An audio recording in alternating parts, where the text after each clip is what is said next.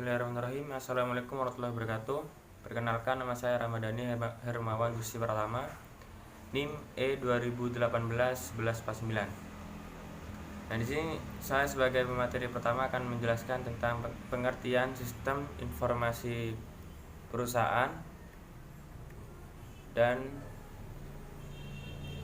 tentang kelayakan sistem informasi perusahaan.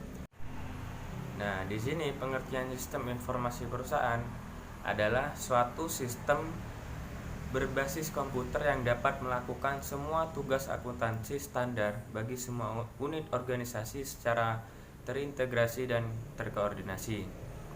Nah, maksudnya di sini adalah di dalam proses-proses dalam suatu bisnis yang sebelumnya tidak menggunakan SIM akan memakan waktu yang cukup lama. Nah, dengan menggunakan SIM yang akan memiliki keuntungan bagi perusahaan karena proses-proses bisnis dapat dipersingkat atau dipermudah. Nah, yang selanjutnya di sini adalah kelayakan sistem informasi perusahaan. Nah, di dalam sistem informasi perusahaan di sini ada dua kelayakan. Yang pertama yaitu kelayakan ekonomis dan yang kedua adalah kelayakan teknis. Nah, kelayakan ekonomi sendiri itu apabila keuntungannya itu melebihi biaya yang ditargetkan, maka suatu proyek yang ditargetkan itu layak secara ekonomis. Nah, akan tetapi sebagian besar kerugiannya berasal dari biaya konsultasi dan pendukung yang merupakan tambahan atas biaya perangkat lunak dan perangkat ERP yang mula-mula perusahaan mempertimbangkan saat membutuhkan analisis kelayakan. Nah, yang terakhir yaitu kelayakan teknis. Nah, di sini SIM perusahaan dapat dianggap sebagai aplikasi canggih yang didasarkan pada sistem manajemen database karena data disimpan di satu database. Nah, transaksi yang terjadi berbagai operasi yang tersebar secara geografis mungkin menjadi masalah. Oleh karena itu, sistem informasi manajemen perusahaan yang dioperasikan oleh organisasi besar yang tersebar secara geografis umumnya memerlukan teknologi informasi terkini. Oleh karena itu, kelayakan teknis di sini sangat penting di dalam sistem informasi perusahaan. Assalamualaikum warahmatullahi wabarakatuh. Nama saya Evi Susanti, NIM E2018-1102. Di sini saya akan melanjutkan pemaparan materi yaitu tentang penerapan sistem informasi perusahaan. Pada umumnya, penerapan sistem informasi manajemen perusahaan itu berlangsung sekitar 2 tahun.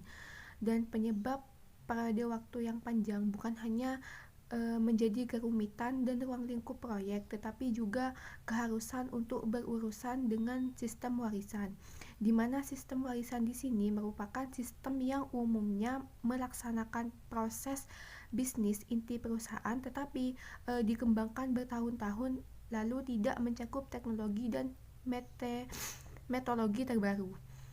Selanjutnya yaitu tentang fungsi utama diterapkannya sistem informasi manajemen dalam suatu organisasi. Yang pertama yaitu untuk meningkatkan efisiensi dan efektivitas data yang tersaji akurat dan tepat waktu.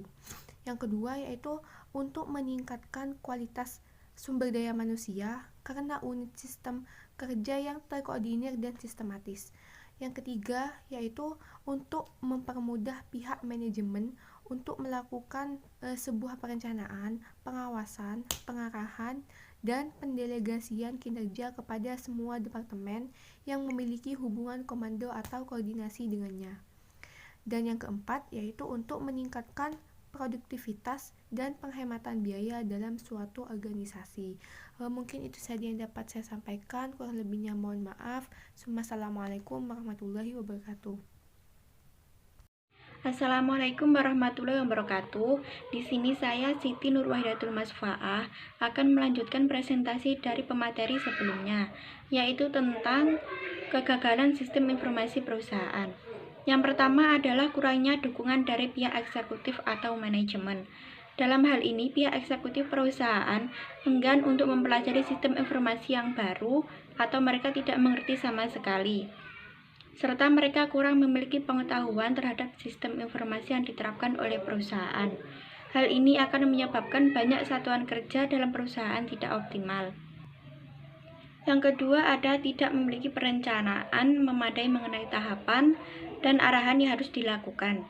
Dalam hal ini, penerapan sistem informasi dalam perusahaan tidak adanya perencanaan yang matang dan tidak ada pihak yang mengerti dan membuat sistem informasi tersebut. Hal ini menyebabkan sistem yang akan dijalankan menjadi tidak terarah sesuai dengan tujuan perusahaan. Yang ketiga adalah inkompetensi secara teknologi. Dalam hal ini, kurangnya keterampilan dari tenaga-tenaga yang digunakan oleh perusahaan untuk menjalankan TI dan kurangnya inisiatif dan keaktifan SDM dalam mensosialisasikan keuntungan dan kemudahan dari sistem informasi yang ada. Hal ini sering terjadi terutama pada perusahaan yang pengetahuan di bidang TI-nya masih rendah. Kesalahannya adalah perusahaan sering memaksakan SDM yang ada untuk menjalankan investasi TI, padahal SDM tersebut belum mampu. Yang keempat adalah strategi dan tujuan tidak jelas ketika akan menerapkan sistem informasi. Dalam hal ini, kebanyakan pimpinan perusahaan tidak mengetahui apa visi, misi, strategi maupun rencana bisnis yang berkenaan dengan implementasi sistem informasi pada perusahaannya. Yang kelima adalah tidak jelasnya kebutuhan terhadap sistem. Dalam hal ini, kebutuhan terhadap sistem dalam suatu perusahaan merupakan komponen sangat penting dalam perencanaan perusahaan. Oleh karena itu, implementasi sistem tertentu harus dapat membantu perusahaan mencapai tujuannya, yaitu memperkuat bisnis, memberikan keunggulan kompetitif, mempermudah pengolahan sumber daya perusahaan, dan penerapan teknologi dalam perusahaan. Sekian dari saya. Wassalamualaikum warahmatullahi wabarakatuh. Assalamualaikum warahmatullahi wabarakatuh. Saya Siti Rofiatul Imro'ah, NIM E 2018-1148. Saya di sini akan memaparkan peran sistem informasi manajemen dalam perusahaan, yaitu ada 3 hal. Yang pertama, operasi bisnis, yakni bisa menyediakan dukungan manajemen dalam operasi bisnis sehari-harinya. Yang kedua, untuk mengambil keputusan, supaya para manajer bisa mengambil keputusan dengan baik, tepat, dan bermakna. Yang ketiga, keunggulan strategis, untuk menciptakan keunggulan bersaing di dalam suatu pasar. Selanjutnya ada sistem informasi manajemen yang ada di dalam perusahaan, yaitu ada 3 hal. Yang pertama, proses bisnis. Di sini meliputi pemasaran, produksi atau manufaktur, logistik, SDM, keuangan, dan akuntansi. Yang kedua, dukungan sistem informasi manajemen dapat berhasil dengan meningkatkan efisiensi bisnis dan mengubah wujud dalam bentuk suatu produk. Yang ketiga, masalah yang mungkin dihadapi dalam pelanggaran sistem informasi manajemen di dalam perusahaan. Di sini disebabkan oleh faktor perbedaan gaya manajemen dan partisipasi dalam respon manusia terhadap komputerisasi. Sekian penjelasan dari saya. Wassalamualaikum warahmatullahi wabarakatuh.